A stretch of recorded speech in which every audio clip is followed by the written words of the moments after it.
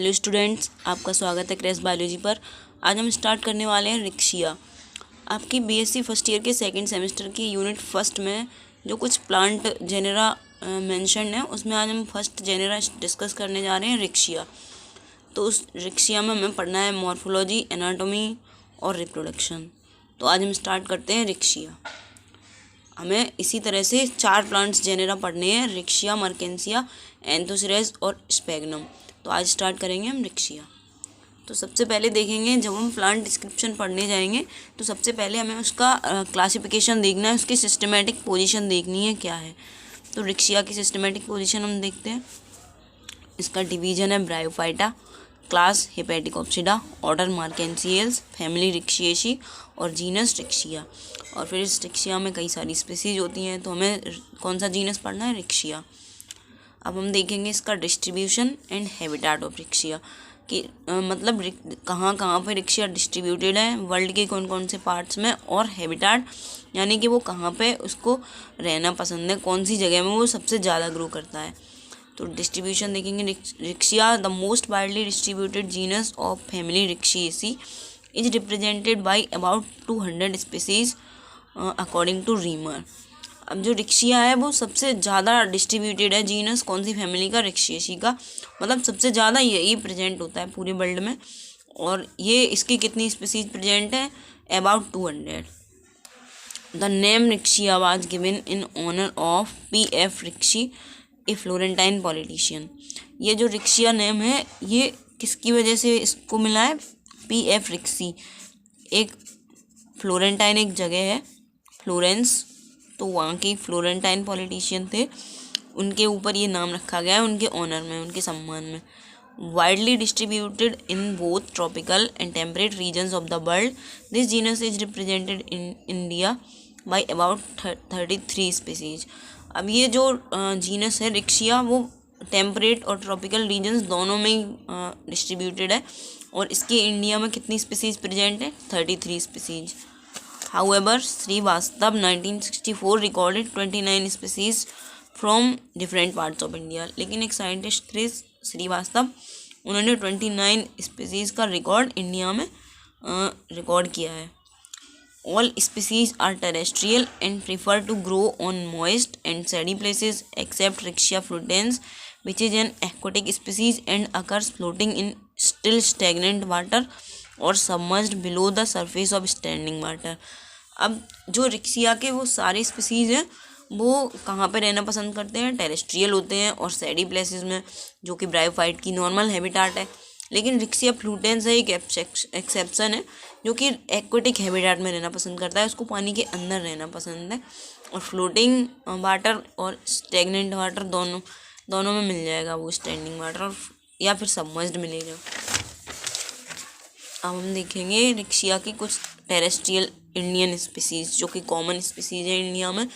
रिक्शिया गंगेटिका, रिक्शिया discolour जिसको हम रिक्शिया हिमालयंसिस भी बोलते हैं, रिक्शिया ग्लोका, रिक्शिया क्रिस्टलाइन, रिक्शिया फ्रोस्टाई, रिक्शिया इर्शूटा एंड रिक्शिया मेलानोस्पोरा। ये रिक्शिया की कुछ स्पीसीज हैं। आप जब एग्जाम में लिखें तो इसी तरह से लिख दें, सम स्पीसीज ऑफ रिक्शिया। ये आपको याद रखनी होंगी। General features. अब क्योंकि जो रिक्शिया की या सभी ब्रायोफाइट्स की मेन प्लांट बॉडी गैमेटोफाइट है, तो हम गैमेटोफिटिक फेज की मॉर्फोलॉजी और एनाटॉमी पढ़ेंगे। तो गैमेटोफिटिक फेज, उसकी हम मॉर्फोलॉजी देखेंगे। The plant body of Riccia is gametophytic and gametophytes are fleshy, prostrate and dichotomously branched. जो प्लांट बॉडी है रिक्शिया की वो गैमेटोफिटिक है, और गैमेटोफाइट कैसे हैं? फ्लैसी हैं और प्रोस्ट्रेट हैं यानी कि ज़मीन पे चुपके हुए हैं, और डाइकोटोमसली ब्रांच यानी कि उसकी 2 ब्रांचेस होती हैं। अल्टीमेटली हर ब्रांच 2 ब्रांचेस में बट जाती है। Repeated dichotomy results into typical rosette like appearance. अब जो डाइकोटोमी है मतलब डाइकोटोमी ब्रांचेस होती हैं वो बनती जाती हैं, तो इनका ये रिपीटेशन है वो रोजेट लाइक अपीयरेंस देता है, यानी कि गोल गोल स्ट्रक्चर देता है, बिल्कुल rosette like structure. In Riccia cruciata, only 2 dichotomy result in a cruciate form. Riccia cruciata में सिर्फ 2 बार ब्रांचेस वो डाइकोटोमी होगी, मतलब ब्रांचेस एक बार 2 ब्रांचेस में डिवाइड होंगी और फिर वो 2 ब्रांचेस अगली बार 2 ब्रांचेस में डिवाइड होंगी, बस 2 बार। तो यही एक क्रूशिएट फॉर्म दे देंगी उस ब्रायोफाइट को, रिक्शिया क्रूशिएटा को। Each branch of the thallus is linear, wedge shaped और ऑबकोर्डेड। अब हर एक ब्रांच थैलस की लीनियर है, वेज शेप्ड है या ऑबकोर्डेड शेप्ड है।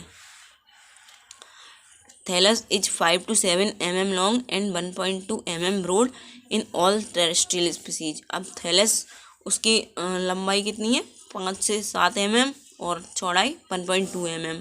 हर एक टेरेस्ट्रियल स्पीसीज में, रिक्शिया की हर एक टेरेस्ट्रियल स्पीसीज की लंबाई और चौड़ाई यहाँ पे मेंशन्ड है। अब डोर्सल और वेंट्रल 2 सरफेसेस प्रेजेंट होंगे रिक्शिया में, तो हम पहले स्टडी करेंगे डोर्सल सरफेस की। डोर्सल सरफेस कौन सा होता है, जो हमें ऊपर दिखाई देता है surface, that is called dorsal surface. The dorsal surface is light green और dark green body, each branch having a thick midrib. It is traversed by a conspicuous median longitudinal groove which ends in a depression at the apical region, forming an apical notch. जो dorsal surface होता है वो light green या dark green colour का होगा और branch कैसी होंगी, थिक होंगी और उनमें मिड रिब प्रेजेंट होगी और इसमें एक मीडियन लॉन्गिट्यूडनल ग्रूव प्रेजेंट होगा जो कि एक डिप्रेशन में दिखाई देगा और एपिकल रीजन में एक एपिकल नॉच फॉर्म करेगा। तो वो कुछ इस तरह का स्ट्रक्चर दिखाई देगा, ऐसे करके यहाँ पे मिड रिब प्रेजेंट होगी, ये एपिकल नॉच फॉर्म होगी, ये स्ट्रक्चर होगा।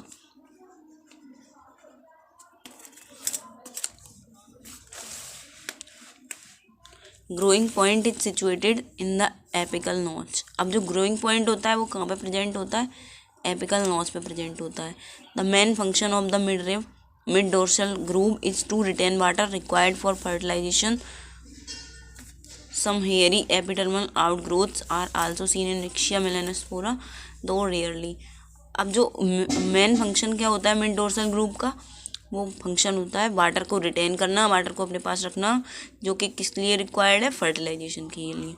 और कुछ हेयरी एपिडर्मल आउटग्रोथ्स भी दिखाई देंगी कुछ रिक्शिया में, लेकिन रेयरली। कौन सी स्पीसीज में, मेलानोस्पोरा। अब देखेंगे हम इसका वेंट्रल सरफेस। वेंट्रल मतलब नीचे की ओर का सरफेस जो कि ज़मीन की सतह से जुड़ा होता है। The ventral surface of the thallus bears many scales and rhizoids. अब जो वेंट्रल सरफेस है उसमें क्या क्या प्रेजेंट होगा, स्केल्स और राइजॉइड्स प्रेजेंट होंगे। Scales are violet coloured multicellular and one celled thick structures. अब स्केल्स क्या होते हैं, ये वायलेट कलर के मल्टी सेल्यूलर और थिक स्ट्रक्चर होंगे, लेकिन single cell one celled structure होंगे। ये सिंगल सेल लिखा है, वन सेल्ड स्ट्रक्चर, ये स्केल्स होंगे। The colour of scales is due to the dissolution of pigment in the cell sap. अब जो स्केल्स का कलर है वो किस वजह से होगा, वो जो पिगमेंट्स होंगी वो सेल शेप में, यानी कि सेल का जो लिक्विड होगा उसमें डिजोल्व हो जाती है, उसकी वजह से स्केल्स का कलर आ जाता है। Scales are arranged in all along the margin in a single row. अब ये स्केल्स कैसे अरेंज होंगे, एक सिंगल रो में अरेंज होंगे और मार्जिन कहाँ पे, मार्जिन पे मतलब उसकी जो कि लेंथ होगी उसके आसपास। इन हाइग्रोप्लस स्पीसीज। अब हाइग्रोप्लस स्पीसीज क्या होती है, species which need a large supply of moisture for their growth. जिनको ज़्यादा मॉइस्चर चाहिए होता है अपनी ग्रोथ के लिए, वो हाइग्रोप्लस स्पीसीज होती हैं। द स्केल्स आर एफिमेरल और शॉर्ट लिव्ड। अब जो हाइग्रोफिलस स्पीसीज होंगे यानी कि जिनको मॉइस्चर की ज़्यादा ज़रूरत होगी, उनमें स्केल्स एफिमेरल होंगे यानी कि शॉर्ट लिव्ड होंगे। But in xerophilous species the scales are leafy and persistent. अब जो जीरोफिलस स्पीसीज होंगे जिनको वाटर की कम ज़रूरत पड़ेगी, उनमें स्केल्स लीफी होंगे, पत्ती की तरह होंगे और परसिस्टेंट, यानी कि वो जब तक सर्वाइव करेंगे तब तक प्रेजेंट रहेंगे। In Riccia crystallina the scales are inconspicuous and absent. अब जो रिक्शिया क्रिस्टलिना है उसमें स्केल्स इनकॉन्स्पिकस होंगे, यानी कि नॉर्मली ग्रोन नहीं होंगे या एब्सेंट होंगे। Rhizoids are unicellular and unbranched. अब जो राइजॉइड्स होंगे वो यूनिसेल्युलर होंगे, सिंगल सेल होंगे और उनमें ब्रांचेस नहीं होंगी। They develop as prolongations of lower epidermal cells. अब जो राइजोइड्स होंगे वो कैसे किसकी आउट ग्रोथ होंगे, किसकी वजह से ग्रो होंगे, एपिडर्मल सेल्स की वजह से, जो कि लोअर एपिडर्मल सेल्स होंगे उनकी वजह से। There are two types of rhizoids. Rhizoids कितने प्रकार के प्रेजेंट हैं, टू टाइप्स के, स्मूथ वॉल्ड राइजोइड्स और ट्यूबरकुलाइट राइजोइड्स। दो तरह के राइजोइड्स प्रेजेंट हैं। In smooth walled rhizoids both the inner and outer wall layers are fully stretched, while in tuberculate rhizoids the inner wall layer modified into a peg-like or plate-like in growth which projects into the cell human। जो smooth walled rhizoids होंगे उनमें inner wall और outer wall layer वो कैसी होंगी, fully stretched होंगी, यानी कि उनमें कोई आउट ग्रोथ नहीं होगी, सिंपल होगी। और ट्यूबरकुलेट राइजोइड्स में wall layer, inner wall layer जो आउटर वॉल लेयर है उससे डिफरेंट होगी, और वो एक प्लेट लाइक या पैग लाइक स्ट्रक्चर बनाएगी जो कि सेल ल्यूमन में प्रोजेक्ट होगी उसकी ग्रोथ। ये देखिए आप यहाँ पे दिखाई देगा, ये है स्मूथ वॉल्ड राइजोइड। इसकी वॉल स्मूथ है, सीधी सीधी है। और ये ट्यूबरकुलेट राइजोइड है, इसमें कुछ अलग सा स्ट्रक्चर दिखाई दे रहा है आपको। ये दोनों अलग अलग स्ट्रक्चर हैं। फंक्शन ऑफ राइजोइड्स, राइजोइड्स का फंक्शन क्या है, to anchor the thallus on the substratum and to absorb water and mineral nutrients from the soil. Rhizoids का फंक्शन है थैलस को ज़मीन से या सबस्ट्रेटम से एंकर रखना, बांध के रखना, और वाटर का एब्जॉर्प्शन और मिनरल न्यूट्रिएंट सॉइल से। ये तो रिक्शिया थैलस की मॉर्फोलॉजी हो गई। अब देखेंगे एनाटॉमी। एनाटॉमी भी हम गैमेटोफाइट की देखेंगे। A vertical cross section of the thallus shows two distinct zones, upper photosynthetic zone and lower storage zone. जो वर्टिकल क्रॉस सेक्शन होगा थैलस का, उसमें क्या क्या चीज़ें दिखाई देंगी, अपर फोटोसिंथेटिक जोन और लोअर स्टोरेज जोन। इसमें दो जोन दिखाई देंगी, दो डिवीजन दिखाई देंगे। कौन कौन से हैं ये देखिए, डायग्रामेटिक डायग्राम है रिक्शिया का, थैलस का। फोटोसिंथेटिक रीजन जिसमें कि क्लोरोफिलस सेल्स प्रेजेंट होंगे, और ये स्टोरेज रीजन, दो रीजन है ये दिखाई दे रहे हैं। ये राइजोइड्स, नीचे की तरफ राइजोइड्स होंगे जो कि सबस्ट्रेटम से अटैच करने के लिए होंगे और एब्जॉर्प्शन के लिए होंगे, जो काम रूट्स का होता है हायर प्लांट्स में, वो काम राइजोइड्स का होता है लोअर प्लांट्स में। अब इसका जो सेलुलर डायग्राम है वो ये है। इसमें कि एयर पोर प्रेजेंट है, upper epidermis, air chamber, photosynthetic filament, ये फोटोसिंथेटिक रीजन है। ये हमें दिखाई देगा जब हम माइक्रोस्कोप से देखेंगे तो हमें यही स्ट्रक्चर दिखाई देगा। ये स्टोरेज सेल्स है, स्टोरेज रीजन है, lower epidermis, smooth walled rhizoid और ट्यूबरकुलेट राइजोइड। ये रिक्शिया का थैलस का पार्ट सेल्यूलर है, सेल्यूलर डायग्राम। अब डिस्क्रिप्शन देखेंगे। Upper photosynthetic zone, it is green dorsal on upper region of the thallus. It is made up of somewhat vertical rows of unbranched photosynthetic filaments। अभी हमने देखा था photosynthetic zone, जो कि ये दिखाई दे रहा था हमें ऊपर की तरफ, वो उसमें क्या क्या होगा, वो ग्रीन कलर का होगा, अपर रीजन होगा थैलस का, और वर्टिकल रोज का बना होगा जो कि फोटोसिंथेटिक फिलामेंट्स होंगी अनब्रांच्ड उनका। All the cells of photosynthetic filament except the uppermost one are isodiametric and possess many discoid chloroplasts।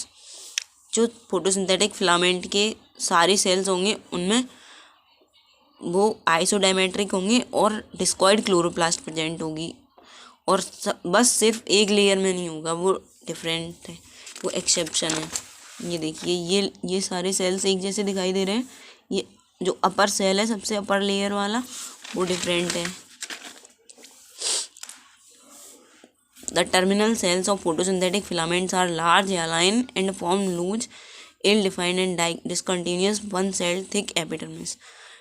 जो टर्मिनल सेल होगा फोटोसिंथेटिक फिलामेंट का, सबसे ऊपर वाला सेल, वो लार्ज होगा, एलाइन होगा और लूज और डिसकंटिन्यूअस एक सिंगल सेल की एपिडर्मिस फॉर्म करेगा। Photosynthetic filaments are separated from each other by narrow longitudinal vertical canal called air chamber।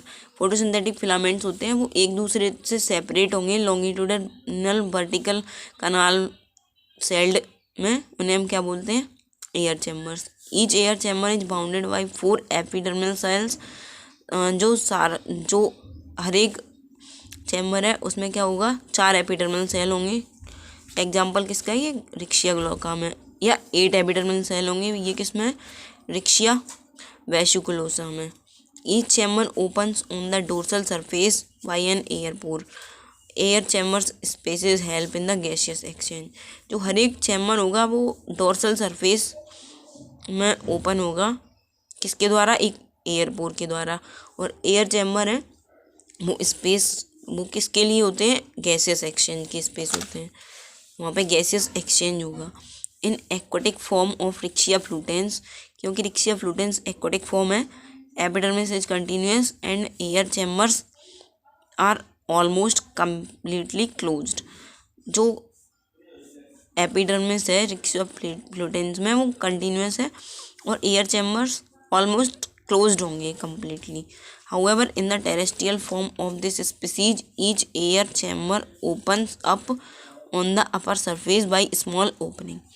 लेकिन इस रिक्शिया फ्लूटेंस की जो टेरेस्ट्रियल फॉर्म है उसमें हर एक एयर चैम्बर ओपन होगा अपर सरफेस पर एक स्मॉल ओपनिंग के द्वारा। In spongy thallus of Riccia crystallina the assimilatory और photosynthetic cells form in loosely arranged network enclosing large air spaces. जो स्पंजी थैलस है किसका, रिक्शिया क्रिस्टेलियाना का, उसमें एसिमिलेटरी या फोटोसिंथेटिक सेल्स एक लूजली अरेंज्ड नेटवर्क फॉर्म करेंगे और उनमें लार्ज एयर स्पेसेस प्रेजेंट होंगे। लोअर स्टोरेज जोन, अब 2 जोन्स पढ़ी थी हमने, अपर फोटोसिंथेटिक जोन और लोअर स्टोरेज जोन, उसमें हमने एक डिस्कस कर ली, अब सेकंड देखेंगे लोअर स्टोरेज जोन जहाँ पे स्टोरेज होता है। This zone represents the ventral tissue of the thallus and lies below the photosynthetic zone. ये जोन वेंट्रल टिश्यू को रिप्रेजेंट करते हैं और फोटोसिंथेटिक जोन के नीचे प्रेजेंट होते हैं ये zone. It consist of compactly arranged parenchymatous cells. इसमें क्या क्या प्रेजेंट होता है कि पैरेनकाइमेटस सेल्स प्रेजेंट होते हैं जो कि कॉम्पैक्टली अरेंज्ड होते हैं। These cells are devoid of chlorophyll and contain starch as reserve food material. ये सेल्स, इनमें क्लोरोफिल एब्सेंट होता है और ये स्टार्च कंटेन करते हैं अपने अंदर, किसकी तरह, एक रिजर्व फूड मटेरियल की तरह। The lowermost cell layer of this zone forms the lower epidermis. इस जोन की जो लोअर मोस्ट लेयर है वो लोअर एपिडर्मिस फॉर्म करती है। Some cells of the lower epidermis extend to form the scales and both types of rhizoids. अब जो कुछ सेल्स होंगे लोअर एपिडर्मिस के वो एक्सटेंड हो जाएंगे, वो मॉडिफाई हो जाएंगे और क्या बनाएंगे, स्केल्स और राइजोइड्स, दोनों प्रकार के राइजोइड्स। कौन कौन से, स्मूथ वॉल्ड और ट्यूबरकुलेट। तो ये हो गया कंप्लीट एनाटॉमी। तो आज हमने क्या क्या देखा, रिक्शिया का क्लासिफिकेशन, डिस्ट्रीब्यूशन और हैबिटाट, और उसकी मॉर्फोलॉजी और एनाटॉमी। अगले लेक्चर में हम रिक्शिया का रिप्रोडक्शन देखेंगे। तो तब तक के लिए आप पढ़ते रहिए, चैनल को सब्सक्राइब कीजिए, वीडियो को लाइक कीजिए, शेयर कीजिए। Thank you.